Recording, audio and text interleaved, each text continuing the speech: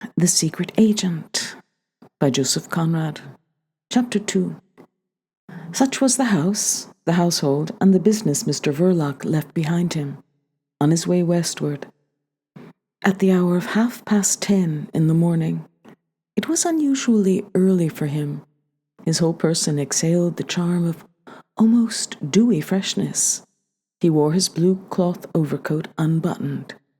His boots were shiny. His cheeks, freshly shaven, had a sort of gloss, and even his heavy-lidded eyes, refreshed by a night of peaceful slumber, sent out glances of comparative alertness. Through the park railings, these glances beheld men and women riding in the Row, couples cantering past harmoniously, others advancing sedately at a walk, loitering groups of 3 or 4, solitary horsemen looking unsociable, and solitary women followed at a long distance by a groom with a cockade to his hat and a leather belt over his tight-fitting coat.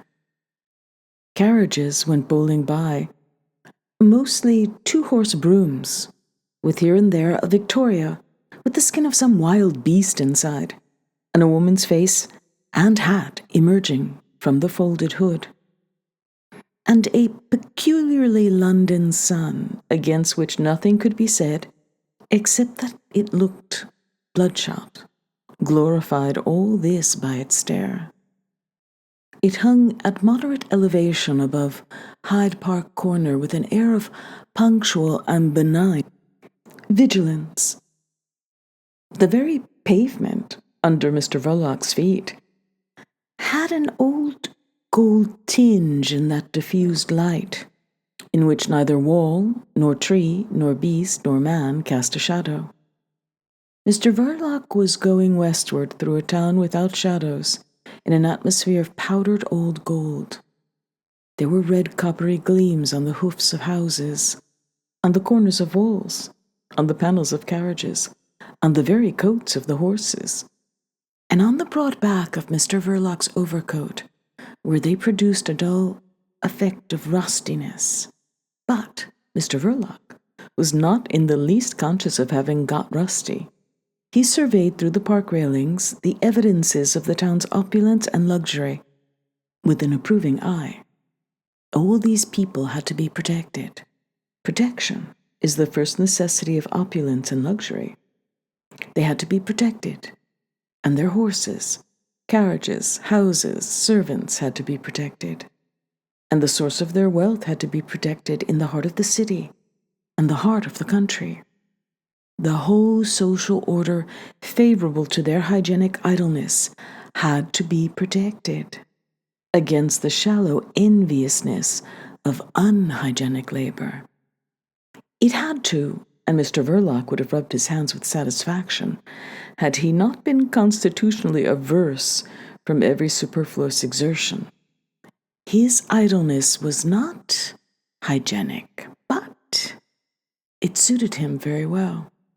He was in a manner devoted to it with a sort of inert fanaticism, or perhaps rather with a fanatical inertness. Born of industrious parents for a life of toil, he had embraced indolence from an impulse as profound, as inexplicable, and as imperious as the impulse which directs a man's preference for one particular woman in a given 1,000. He was too lazy even for a mere demagogue, for a workman orator, for a leader of labor. It was too much trouble. He required a more perfect form of ease, or it might have been that he was the victim of a philosophical unbelief in the effectiveness of every human effort. Such a form of indolence implies a certain amount of intelligence.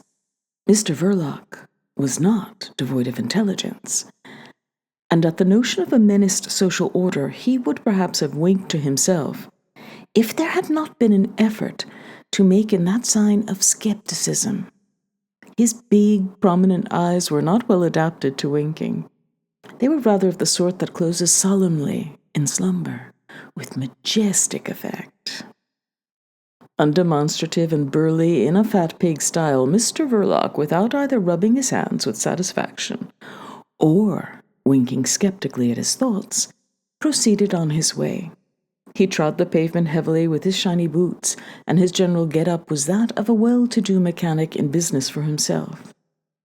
He might have been anything from a picture frame maker to a locksmith, an employer of labor in a small way, but there was also about him an indescribable air which no mechanic could have acquired in the practice of his handicraft, however dishonestly exercised. The air common to men who live on the vices, the follies, or the baser fears of mankind. The air of moral nihilism, common to keepers of gambling halls and disorderly houses, to private detectives and inquiry agents, to drink sellers, and, I should say, to the sellers of invigorating electric belts, and to the inventors of patent medicines, but of that last, I am not sure, not having carried any investigation so far into the depths. For all I know, the expression of these last may be perfectly diabolic. I shouldn't be surprised. What I want to affirm is that Mr. Verloc's expression was by no means diabolic. Before reaching Knightsbridge, Mr. Verloc took a turn to the left, out of the busy main thoroughfare, uproarious with the traffic of swaying omnibuses and trotting vans and the almost silent, swift flow of hansoms.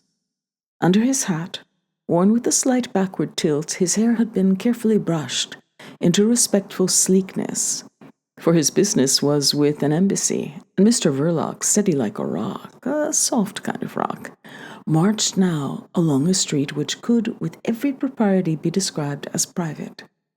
In its breadth, emptiness, and extent, it had the majesty of inorganic nature, of matter that never dies. The only reminder of mortality was a doctor's brougham, arrested in august solitude, close to the curbstone.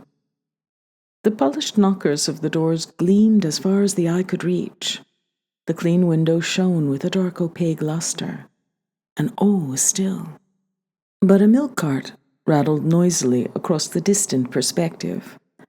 A butcher boy, driving with the noble recklessness of a charioteer at Olympic Games, dashed round the corner, sitting high above a pair of red wheels.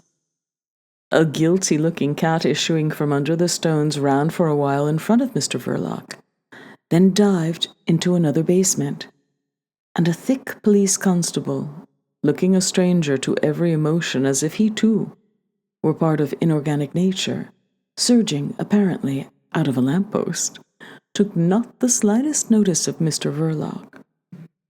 With a turn to the left, Mr. Verloc pursued his way along a narrow street by the side of a yellow wall which, for some inscrutable reason, had number 1 Chesham Square written on it in black letters.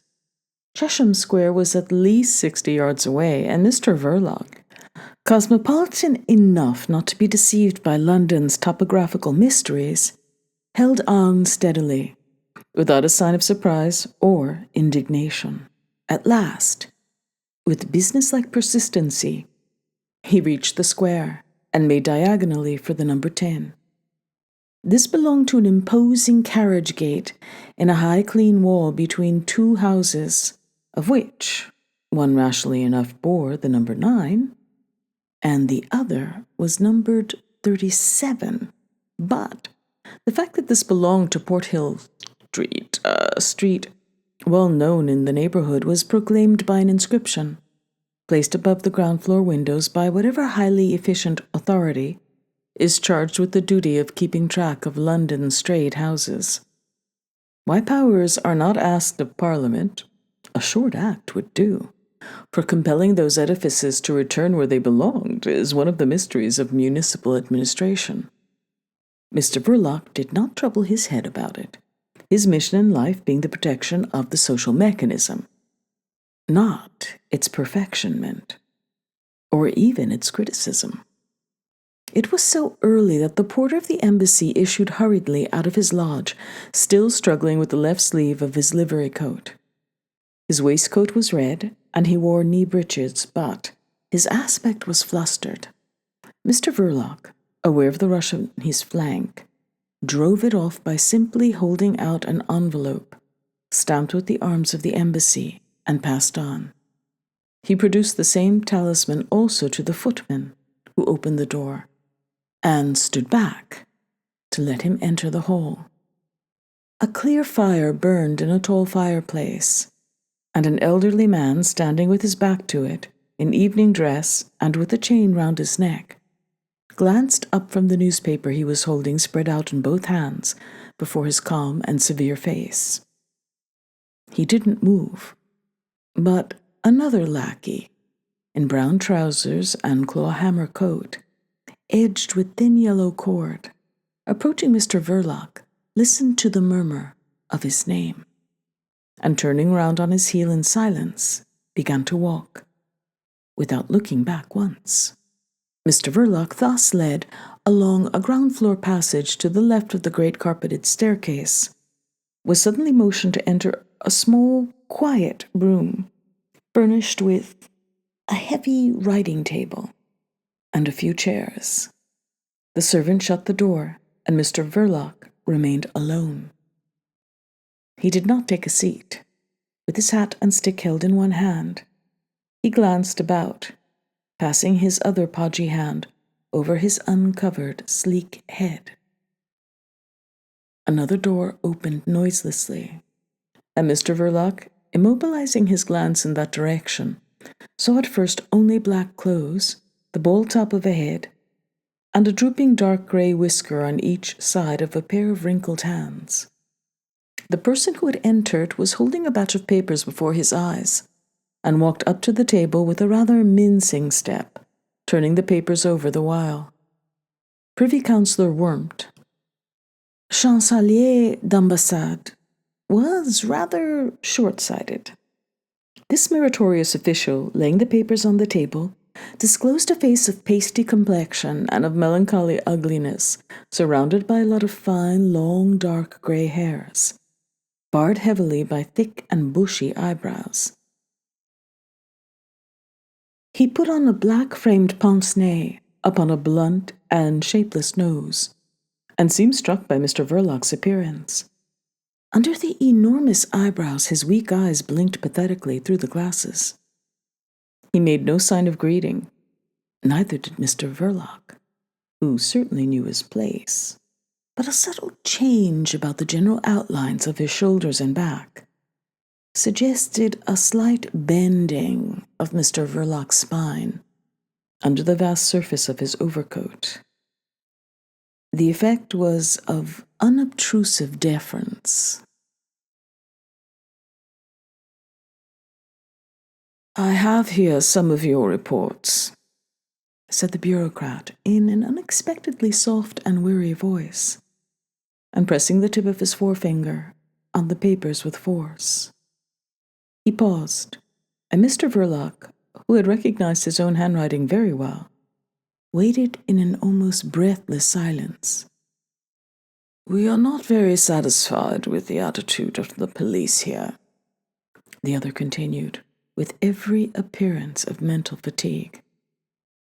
The shoulders of Mr. Verloc, without actually moving, suggested a shrug, and for the first time since he left his home that morning, his lips opened.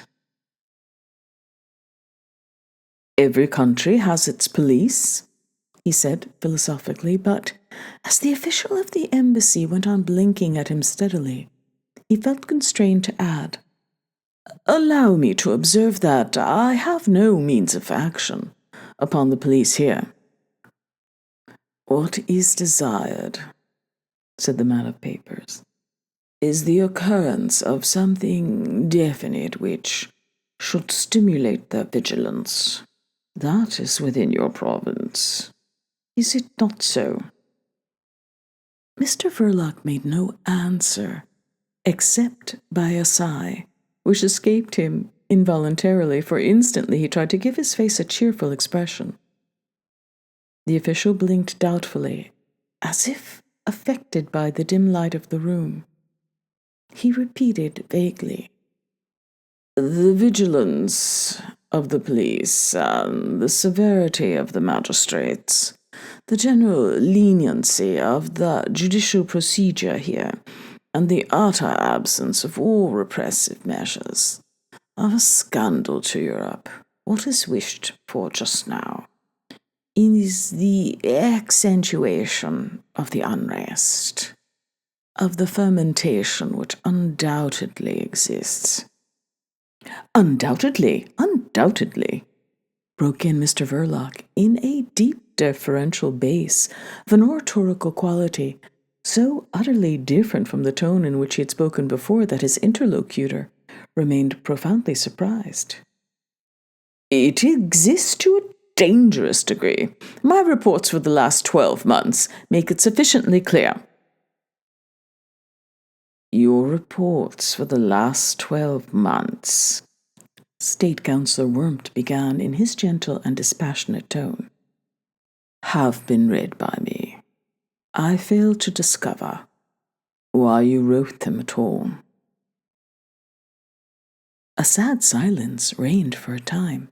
Mr. Verloc seemed to have swallowed his tongue, and the other gazed at the papers on the table fixedly. At last he gave them a slight push. The state of affairs you expose there is assumed to exist as the first condition of your employment. What is required at present is not writing, but the bringing to light of a distinct, significant fact. I would almost say of an alarming fact. I need not say that all my endeavours shall be directed to that end, Mr. Verloc said with convinced modulations in his conversational husky tone, but the sense of being blinked at watchfully behind the blind glitter of those eyeglasses on the other side of the table disconcerted him. He stopped short with a gesture of absolute devotion. The useful, hard-working, if obscure member of the embassy had an air of being impressed by some newly born thought. You are very corpulent, he said. This observation, really of a psychological nature and advanced with the modest hesitation of an officeman, more familiar with ink and paper than with the requirements of active life, stung Mr. Verloc in the manner of a rude personal remark. He stepped back a pace. Eh? What were you pleased to say? He exclaimed with husky resentment. The Chancelier d'Ambassade, entrusted with the conduct of this interview, seemed to find it too much for him. I think, he said, that you had better see Mr. Vladimir. Yes, decidedly. I think you ought to see Mr. Vladimir. Be good enough to wait here, he added, and went out with mincing steps. At once Mr. Verloc passed his hand over his hair. A slight perspiration had broken out on his forehead. He let the air escape from his pursed-up lips like a man blowing at a spoonful of hot soup. But when the servant in brown appeared at the door silently, Mr. Verloc had not moved an inch from the place he had occupied throughout the interview. He had remained motionless, as if feeling himself surrounded by pitfalls. He walked along a passage lighted by a lonely gas jet, then up a flight of winding stairs, and through a glazed and cheerful corridor on the first floor. The footman threw open a door and stood aside. The feet of Mr. Verloc felt a thick carpet. The room was large, with 3 windows, and a young man with a shaven big face sitting in a roomy armchair before a vast mahogany writing table said in French to the Chancelier d'Ambassade, who was going on with the papers in his hand. You are quite right, mon cher. He's fat, the animal. Mr. Vladimir, first secretary, had a drawing-room reputation as an agreeable and entertaining man. He was something of a favourite in society. His wit consisted in discovering droll connections between incongruous ideas, and when talking in that strain, he sat well forward of his seat, with his left hand raised as if exhibiting his funny demonstrations between the thumb and forefinger, while his round and clean-shaven face wore an expression of merry perplexity. But there was no trace of merriment or perplexity in the way he looked at Mr. Verloc, lying far back in the deep armchair, with squarely spread elbows and throwing one leg over a thick knee. He had, with his smooth and rosy countenance, the air of a preternaturally thriving baby that will not stand nonsense from anybody. "You understand French, I suppose?" he said. Mr. Verloc stated huskily that he did. His whole vast bulk had a forward inclination. He stood on the carpet in the middle of the room, clutching his hat and stick in one hand. The other hung lifelessly by his side. He muttered unobtrusively somewhere deep down in his throat, something about having done his military service in the French artillery. At once, with contemptuous perversity, Mr. Vladimir changed the language and began to speak idiomatic English without the slightest trace of a foreign accent. "Ah, yes, of course. Let's see. How much did you get for obtaining the design of the improved breech block of their new field gun?" 5 years rigorous confinement in a fortress," Mr. Verloc answered unexpectedly, but without any sign of feeling. "You got off easily," was Mr. Vladimir's comment, "and anyhow, it served you right for letting yourself get caught. What made you go in for that sort of thing, eh?" Mr. Verloc's husky conversational voice was heard speaking of youth, of a fatal infatuation for an unworthy "Aha, cherchez la femme." Mr. Vladimir deigned to interrupt, unbending, but without affability. There was, on the contrary, a touch of grimness in his condescension. "How long have you been employed by the embassy here?" he asked. "Ever since the time of the late Baron Stott-Ortenheim," Mr. Verloc answered, in subdued tones, and protruding his lips sadly, in sign of sorrow for the deceased diplomat. The first secretary observed this play of physiognomy steadily. "Ah, ever since? Well, what have you got to say for yourself?" he asked, sharply. Mr. Verloc answered with some surprise that he was not aware of having anything special to say. He had been summoned by a letter, and he plunged his hand busily into the side pocket of his overcoat. But before the mocking, cynical watchfulness of Mr. Vladimir concluded to leave it there. "Bah!" said the latter. "What do you mean by getting out of condition like this? You haven't even got the physique of your profession. You, a member of a starving proletariat? Never! You, a desperate socialist or anarchist? Which is it?" "Anarchist," stated Mr. Verloc in a deadened tone. "Bosh!" went on Mr. Vladimir, without raising his voice. "You startled old Wurmt himself. You wouldn't deceive an idiot. They all are that, by the by, which you seem to me simply impossible. So, you began your connection with us by stealing the French gun designs, and you got yourself caught. That must have been very disagreeable to our government. You don't seem to be very smart." Mr. Verloc tried to exculpate himself huskily. "As I've had on occasion to observe before, a fatal infatuation for an unworthy—" Mr. Vladimir raised a large, white, plump hand. "Ah, yes, the unlucky attachment of your youth. She got hold of the money and then sold you to the police, eh?" The doleful change in Mr. Verloc's physiognomy, the momentary drooping of his whole person, confessed that such was the regrettable case. Mr. Vladimir's hand clasped the ankle reposing on his knee. The sock was of dark blue silk. "You see, that was not very clever of you. Perhaps you are too susceptible."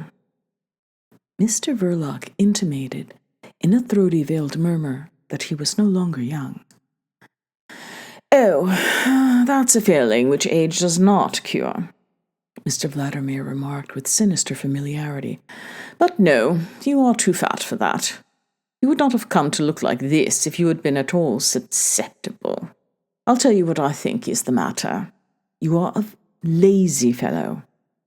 How long have you been drawing pay from this embassy?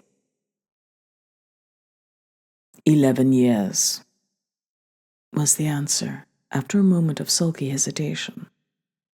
I've been charged with several missions to London, while His Excellency Baron Stott Wertheim was still ambassador in Paris. Then, by His Excellency's instructions, I settled down in London. I am English. You are you, eh? A natural-born British subject, Mr. Verloc said stolidly. But my father was French, and so— Never mind explaining, interrupted the other. I dare say you could have been legally a Marshal of France and a Member of Parliament in England, and then indeed you would have been of some use to our embassy. The flight of fancy provoked something like a faint smile on Mr. Verloc's face. Mr. Vladimir retained an imperturbable gravity. But, as I say, you are a lazy fellow. You don't use your opportunities. In the time of Baron Stott Wandenheim, we had a lot of soft-headed people running this embassy. This caused fellows of your sort to form a false conception of the nature of a Secret Service fund. It is my business to correct this misapprehension by telling you what the Secret Service is not. It is not a philanthropic institution. I've had you called here on purpose to tell you this. Mr. Vladimir observed the forced expression of bewilderment on Verloc's face and smiled sarcastically. I see that you understand me perfectly. I dare say you are intelligent enough for your work. What we want now is activity. Activity. On repeating this last word, Mr. Vladimir laid a long white forefinger on the edge of the desk. Every trace of huskiness disappeared from Verloc's voice. The nape of his gross neck became crimson above the velvet collar of his overcoat. His lips quivered before they came widely open.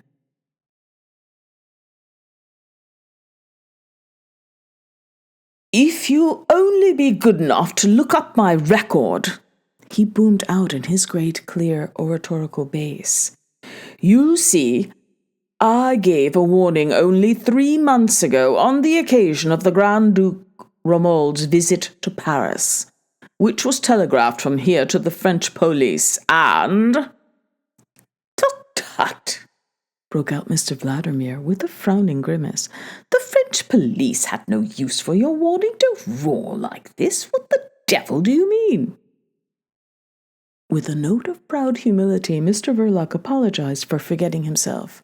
His voice, famous for years at open-air meetings and at workmen assemblies in large halls, had contributed, he said, to his reputation of a good and trustworthy comrade. It was, therefore, a part of his usefulness. It had inspired confidence in his principles. I was always put up to speak by the leaders at a critical moment, Mr. Verloc declared with obvious satisfaction. There was no uproar above which he could not make himself heard, he added, and suddenly he made a demonstration. Allow me, he said, with lowered forehead, without looking up. Swiftly and ponderously he crossed the room to one of the French windows. As if giving way to an uncontrollable impulse, he opened it a little.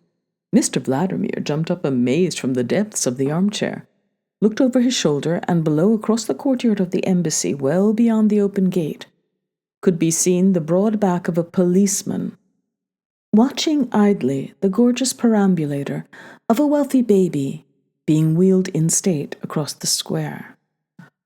Constable, said Mr. Verloc with no more effort than if he were whispering, and Mr. Vladimir burst into a laugh on seeing the policeman spin round as if prodded by a sharp instrument. Mr. Verloc shut the window quietly and returned to the middle of the room. "With a voice like that," he said, putting on the husky conversational pedal, "I was naturally trusted, and I knew what to say, too." Mr. Vladimir, arranging his cravat, observed him in the glass over the mantelpiece. "I dare say you have the social revolutionary jargon by heart well enough," he said contemptuously.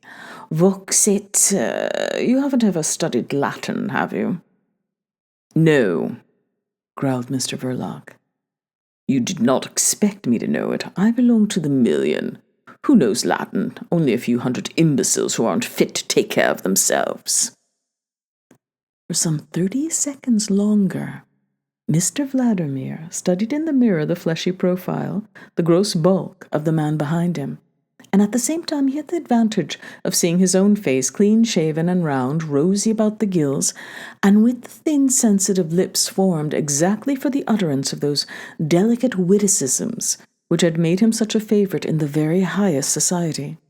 Then he turned and advanced into the room with such determination that the very ends of his quaintly old-fashioned bow necktie seemed to bristle with unspeakable menaces. The movement was so swift and fierce that Mr. Verloc, casting an oblique glance, quailed inwardly. "Aha! You dare to be impudent!" Mr. Vladimir began, with an amazingly guttural intonation, not only utterly un-English, but absolutely un-European and startling even to Mr. Verloc's experience of cosmopolitan slums. "You dare? Well, I'm going to speak plain English to you. Voice won't do. You have no use for your voice. We don't want a voice. We want facts. Startling facts, damn you!" he added with a sort of ferocious discretion, right into Mr. Verloc's face. "Don't you try to come over me with your Hyperborean manners." Mr. Verloc defended himself huskily, looking at the carpet. At this, his interlocutor, smiling mockingly above the bristling bow of his necktie, switched the conversation into French. "You give yourself for an agent provocateur. The proper business of an agent provocateur is to provoke. As far as I can judge from your record here, you have nothing to earn your money for these last 3 years. "Nothing?" exclaimed Verloc, stirring not a limb, and not raising his eyes, but with the note of sincere feeling in his tone. "I have several times prevented what might have been—" "There's a proverb in this country which says, prevention is better than cure," interrupted Mr. Vladimir, throwing himself into his armchair. "It is a stupid in a general way. There's no end to prevention. But it is characteristic. They dislike finality in this country. Don't you be too English. And in this particular instance, don't be absurd. The evil is already here. We don't want prevention. We want cure." He paused, turned to the desk, and turning over some papers lying there, spoke in a changed businesslike tone, without looking at Mr. Verloc. "You know, of course, of the international conference assembled in Milan?" Mr. Verloc intimated hoarsely that he was in the habit of reading the daily papers. To a further question, his answer was that of course he understood what he read. At this, Mr. Vladimir, smiling faintly at the documents he was still scanning one after another, murmured, "As long as it is not written in Latin, I suppose." "Or Chinese," added Mr. Verloc stolidly. Some of your revolutionary friends' effusions are written in Carabia, every bit as incomprehensible as Chinese." Mr. Vladimir let fall disdainfully a grey sheet of printed paper. "What are all these leaflets, headed F.P. with a hammer, pen, and torch crossed? What does it mean, this F.P.? Mr. Verloc approached the imposing writing table. "The future of the proletariat. It's a society, he explained, standing ponderously by the side of the armchair. Not anarchist in principle, but open to all shades of revolutionary opinion. Are you in it? One of the vice presidents. Mr. Verloc breathed out heavily, and the first secretary of the embassy raised his head to look at him.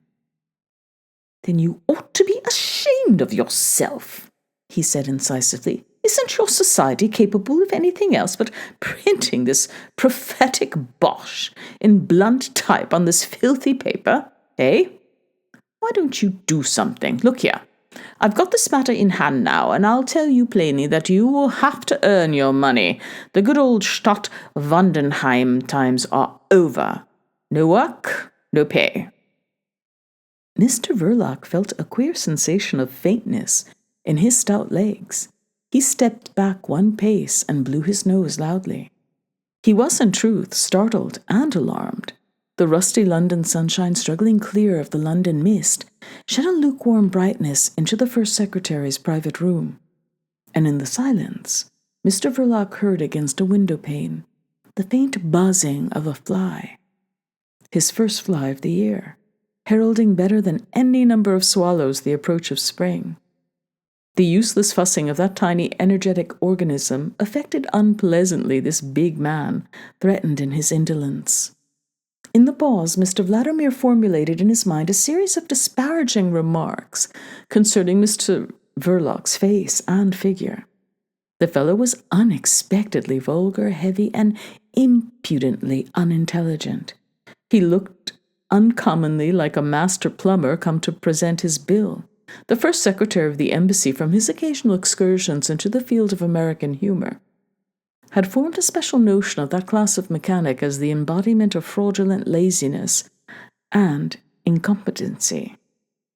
This was then the famous and trusty secret agent, so secret that he was never designated otherwise but by the simple Delta in the late Baron Stadt Werdenheim's official, semi-official, and confidential correspondence.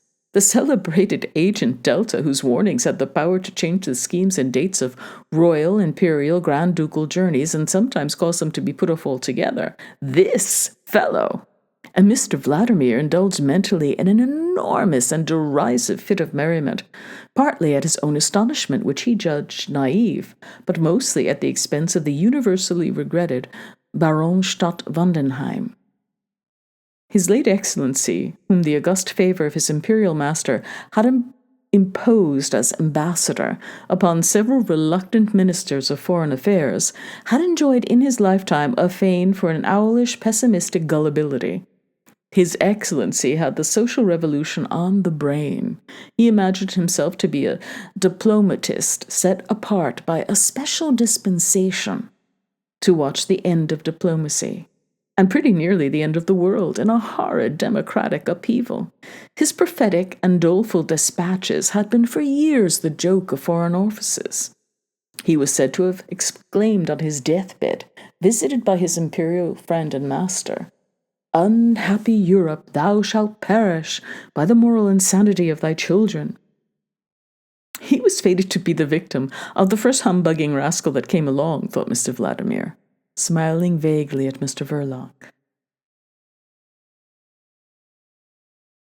You ought to venerate the memory of Baron Stadt Wandenheim, he exclaimed suddenly. The lowered physiognomy of Mr. Verloc expressed a sombre and weary annoyance.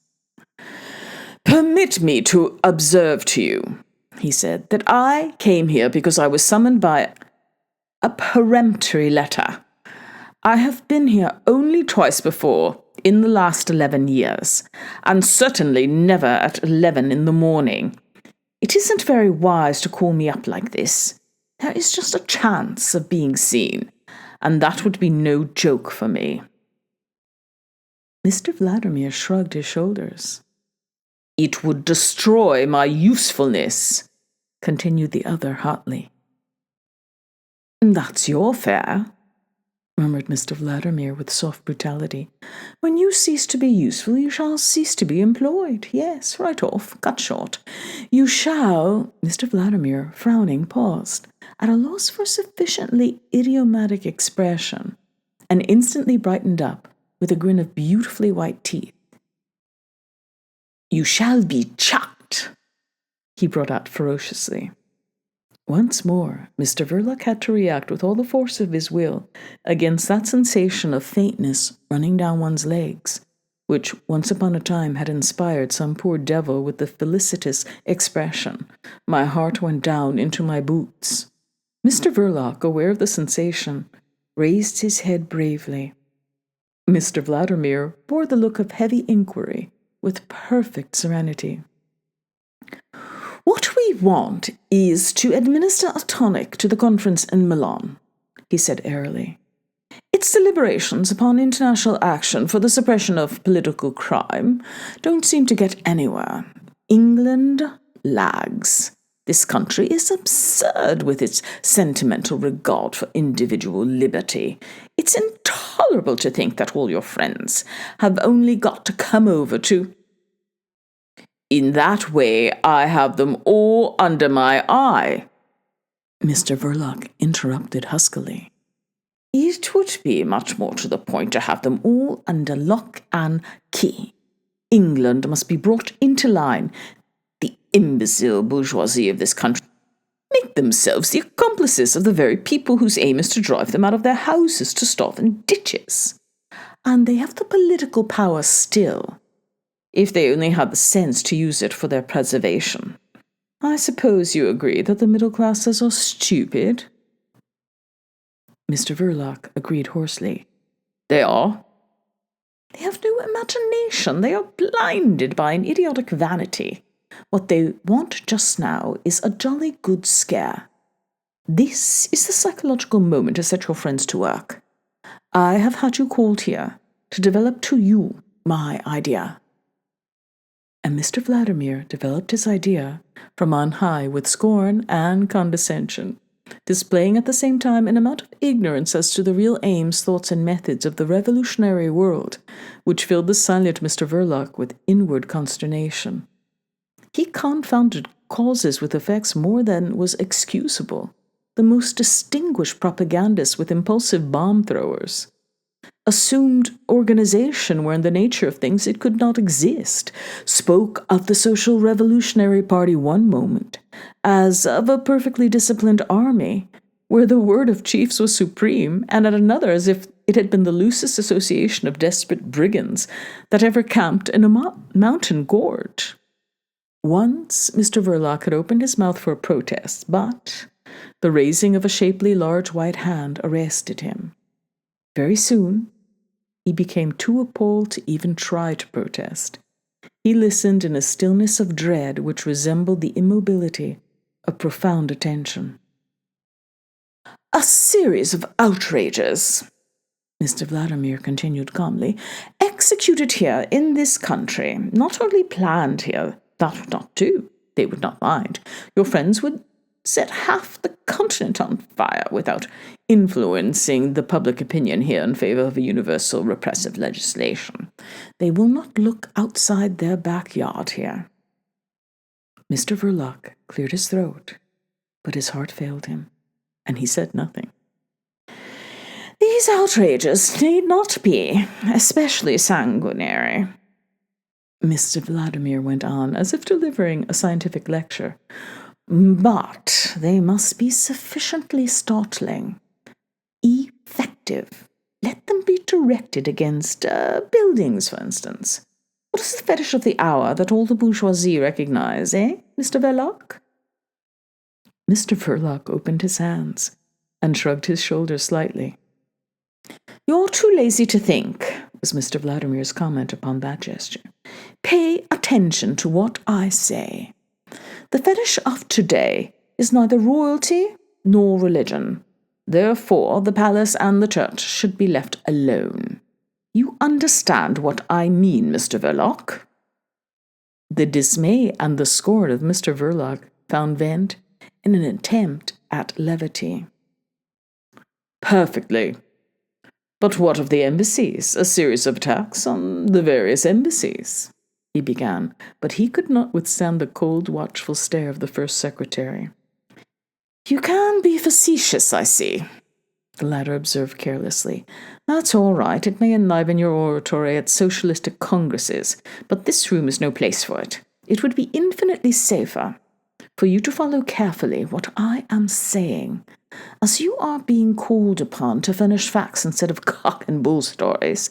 You had better try to make your profit off what I am taking the trouble to explain to you. The sacrosanct fetish of today is science. Why don't you get some of your friends to go for that wooden-faced panjandrum, eh? Is it not part of these institutions which must be swept away before the FP comes along? Mr. Verloc said nothing.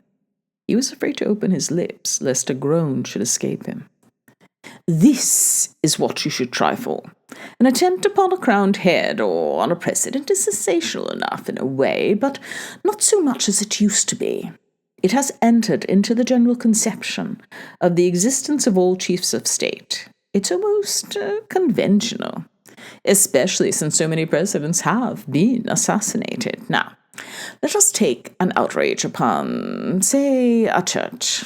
Horrible enough at first sight, no doubt, and yet not so effective as a person of an ordinary mind might think. No matter how revolutionary and anarchist in inception, there would be fools enough to give such an outrage the character of a religious manifestation, and that would detract from the especial alarming significance we wish to give the act. A murderous attempt on a restaurant or a theatre would suffer in the same way from the suggestion of a non-political passion, the exasperation of a hungry man, an act of social revenge. All this is used up. It is no longer instructive as an object lesson in revolutionary anarchism. Every newspaper has ready-made phrases to explain such manifestations away. I am about to give you the philosophy of bomb-throwing from my point of view, from the point of view you pretend to have been serving for the last 11 years. I will not try to talk above your head. The sensibilities of the class you are attacking are soon blunted. Property seems to them an indestructible thing. You can't count upon their emotions either, of pity or fear, for very long. A bomb outrage is to have any influence on public opinion now must go beyond the intention of vengeance or terrorism. It must be purely destructive. It must be that, and only that, beyond the faintest suspicion of any other object. You anarchists should make it clear that you are perfectly determined to make a clean sweep of the whole social creation. But how to get that appallingly absurd notion into the heads of the middle classes, so that there should be no mistake? That's the question. By directing your blows at something outside the ordinary passions of humanity is the answer. Of course there's art. A bomb in the National Gallery would make some noise, but it would not be serious enough. Art has never been their fetish. It's like breaking a few back windows in a man's house, whereas if you want to make him really sit up, you must try at least to raise the roof. There would be some screaming, of course, but from whom? Artists, art critics, and such like. People of no account. Nobody minds what they say, but there is learning, science. Any imbecile that has got an income believes in that. He does not know why, but he believes it matters somehow. It is the sacrosanct fetish. All the damn professors are radicals at heart. Let them know that their great panjandrum has got to go too to make room for the future of the proletariat. A howl from all these intellectual idiots is bound to help forward the labours of the Milan Conference. They will be writing to the papers. Their indignation would be above suspicion. No material interests being openly at stake, and it will alarm every selfishness of the class, which should be impressed. They believe that in some mysterious way science is at the source of their material prosperity. They do. And the absurd ferocity of such a demonstration will affect them more profoundly than the mangling of a whole street or theatre full of their own kind. To that last, they can always say, "Oh, it's mere class hate." But what is one to say to an act of destructive ferocity so absurd as to be incomprehensible, inexplicable, almost unthinkable, in fact, mad? Madness alone is truly terrifying, inasmuch as you cannot placate it either by threats, persuasion, or bribes. Moreover, I am a civilized man. I would never dream of directing you to organize a mere butchery, even if I expected the best results from it. But I wouldn't expect from a butchery the result I want. Murder is always with us. It is almost an institution. The demonstration must be against learning, science. But not every science will do. The attack must have all the shocking senselessness of gratuitous blasphemy. Since bombs are your means of expression, it would be really telling if one could throw a bomb into pure mathematics. But that is impossible. I've been trying to educate you. I have expounded to you the higher philosophy of your usefulness and suggested to you some serviceable arguments. The practical application of my teaching interests you mostly. But from the moment I have undertaken to interview, I have also given some attention to the practical aspect of the question. What do you think of having a go at astronomy? For some time already, Mr. Verloc's immobility by the side of the armchair resembled a state of collapsed coma, a sort of passive insensibility interrupted by slight convulsive starts, such as might be observed in the domestic dog having a nightmare on the hearth rug. And it was in an uneasy dog-like growl that he repeated the word astronomy. He had not recovered thoroughly as yet from that state of bewilderment brought about by the effort to follow Mr. Vladimir's rapid, incisive utterance. It had overcome his power of assimilation. It had made him angry. This anger was complicated by incredulity, and suddenly it dawned upon him that all this was an elaborate joke. Mr. Vladimir exhibited his white teeth in a smile with dimples on his round, full face posed with a complacent inclination above the bristling bow of his necktie. The favorite of intelligent society, women had assumed his drawing-room attitude accompanying the delivery of delicate witticisms. Sitting well forward, his white hand upraised, he seemed to hold delicately between his thumb and forefinger the subtlety of his suggestion. There could be nothing better. Such an outrage combines the greatest possible regard for humanity with the most alarming display of ferocious imbecility. I defy the ingenuity of journalists to persuade their public that any given member of the proletariat can have a personal grievance against astronomy. Starvation itself could hardly be dragged in there, eh? And there are other advantages. The whole civilized world has heard of Greenwich. The very bootblacks in the basement of Charing Cross Station know something of it. See? The features of Mr. Vladimir, so well known in the best society by their humorous urbanity, beamed with cynical self-satisfaction, which would have astonished the intelligent women his wit entertained so exquisitely. Yes, he continued, with a contemptuous smile, the blowing up of the first meridian is bound to raise a howl of execration. A difficult business, Mr. Verloc mumbled, feeling that this was the only safe thing to say. What is the matter? Haven't you the whole gang under your hand, the very pick of the basket? The old terrorist Yant is here. I see him walking about Piccadilly in his green havelock almost every day. And Michaelis, the ticket of leave apostle, you don't mean to say you don't know where he is, because if you don't, I can tell you. Mr. Vladimir went on menacingly. If you imagine that you are the only one on the secret fund list, you are mistaken. This perfectly gratuitous suggestion caused Mr. Verloc to shuffle his feet slightly. And the whole Luzon lot, eh? Haven't they been flocking over here at the first hint of the Milan conference? This is an absurd country. "It will cost money," Mr. Verloc said by a sort of instinct. "That cock won't fight," Mr. Vladimir retorted with an amazingly genuine English accent. "You'll get your screw every month, and no more till something happens. And if nothing happens very soon, you won't even get that. What's your ostensible occupation? What are you supposed to live by?" "I keep a shop," answered Mr. Verloc. "A shop? What sort of shop?" "Stationery, newspapers. My wife—" "Your what?" interrupted Mr. Vladimir in his guttural Central Asian tones. "My wife," Mr. Verloc raised his husky voice slightly. "I am married." "That be damned for a yarn!" exclaimed the other in unfeigned astonishment. "Married? And you a professed anarchist too? What is this confounded nonsense? But I suppose it's merely a matter of speaking. Anarchists don't marry. It's well known they can't. It would be apostasy."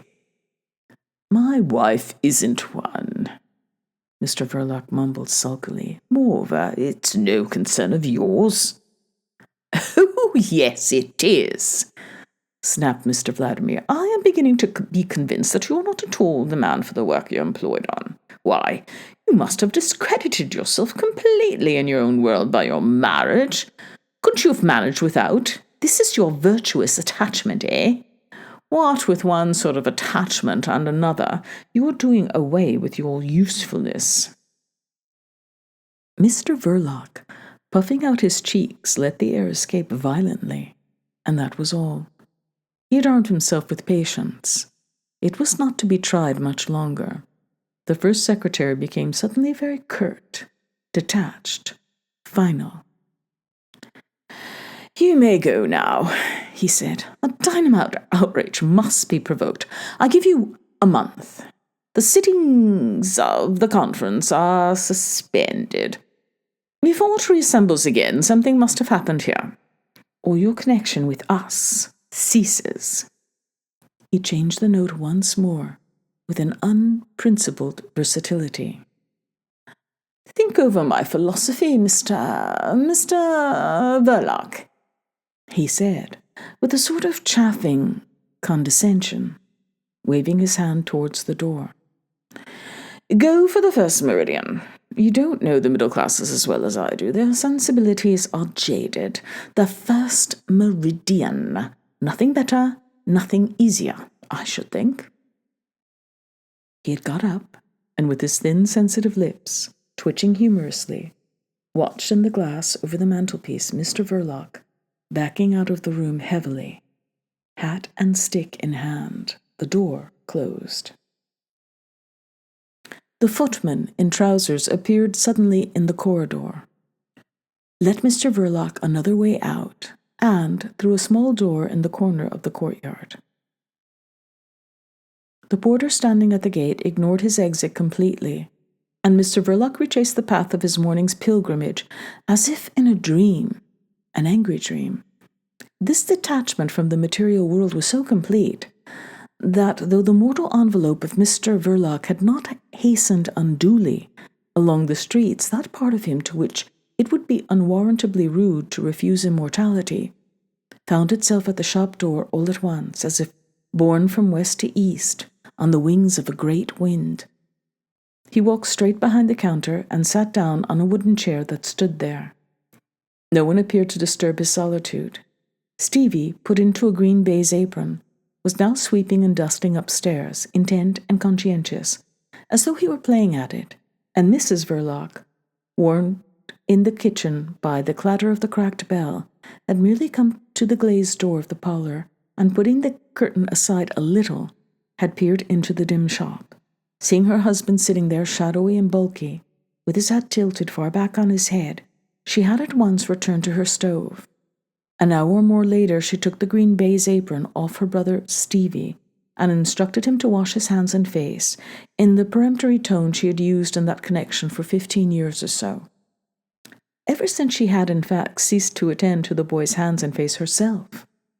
She spared presently a glance away from her dishing up for the inspection of that face and those hands which Stevie, approaching the kitchen table, offered for her approval, with an air of self-assurance hiding a perpetual residue of anxiety. Formerly, the anger of the father was the supremely effective sanction of these rites, but Mr. Verloc's placidity in domestic life would have made all mention of anger incredible even to poor Stevie's nervousness. The theory was that Mr. Verloc would have been inexpressibly pained and shocked by any deficiency of cleanliness at mealtimes. Winnie, after the death of her father, found considerable consolation in the feeling that she need no longer tremble for poor Stevie. She could not bear to see the boy hurt. It maddened her. As a little girl, she had often faced with blazing eyes the irascible licensed victualler in defense of her brother. Nothing now, in Mrs. Verloc's appearance, could lead one to suppose that she was capable of a passionate demonstration. She finished her dishing up. The table was laid in the parlor. Going to the foot of the stairs, she screamed out, "Mother!" Then opened the glazed door leading to the shop. She said quietly, "Adolphe?" Mr. Verloc had not changed his position. He had not apparently stirred a limb for an hour and a half. He got up heavily and came to his dinner in his overcoat and with his hat on, without uttering a word. His silence in itself had nothing startlingly unusual in this household. Hidden in the shades of the sordid street seldom touched by the sun, behind the dim shop, with its wares of disreputable rubbish. Only that day Mr. Verloc's taciturnity was so obviously thoughtful that the two women were impressed by it. They sat silent themselves, keeping a watchful eye on poor Stevie, lest he should break into one of his fits of loquacity. He faced Mr. Verloc across the table and remained very good and quiet, staring vacantly. The endeavor to keep him from making himself objectionable in any way to master of the house put no inconsiderable anxiety into these two women's lives. That boy, as they alluded to him softly, between themselves, had been a source of that sort of anxiety almost from the very day of his birth. The late licensed victualler's humiliation at having such a very peculiar boy for a son manifested itself by a propensity to brutal treatment, for he was a person of fine sensibilities, and his sufferings as a man and a father were perfectly genuine. Afterwards, Stevie had to be kept from making himself a nuisance to the single gentlemen lodgers, who are themselves a queer lot and easily aggrieved. And there was always the anxiety of his mere existence to face. Visions of a workhouse infirmary for her child had haunted the old woman in the basement breakfast room of the decayed Belgravian house. "If you had not found such a good husband, my dear," she used to say to her daughter, "I don't know what would come of that poor boy." Mr. Verloc extended as much recognition to Stevie as a man not particularly fond of animals may give to his wife's beloved cat. And this recognition, benevolent and perfunctory, was essentially of the same quality. Both women admitted to themselves that not much more could be reasonably expected. It was enough to earn for Mr. Verloc the old woman's reverential gratitude. In the early days, made skeptical by the trials of friendless life, she used sometimes to ask anxiously, "You don't think, my dear, that Mr. Verloc is getting tired of seeing Stevie about?" To this, Winnie replied habitually, by a slight toss of her head. Once, however, she retorted with a rather grim pertness, "He'll have to get tired of me first." A long silence ensued. The mother, with her feet propped up on a stool, seemed to be trying to get to the bottom of that answer, whose feminine profundity had struck her all of a heap. She had never really understood why Winnie had married Mr. Verloc. It was very sensible of her, and evidently had turned out for the best, but her girl might have naturally hoped to find someone of a more suitable age. There had been a steady young fellow, only son of a butcher in the next street, helping his father in a business with whom Winnie had been walking out with obvious gusto. He was dependent on his father, it is true, but the business was good, and his prospects excellent. He took her girl to the theater on several evenings. Then, just as she began to dread to hear of their engagement, for what could she have done with that big house alone with Stevie on her hands, that romance came to an abrupt end, and Winnie went about looking very dull. But with Mr. Verloc turning up providentially to occupy the first floor front bedroom, there had been no more question of the young butcher. It was, clearly, providential.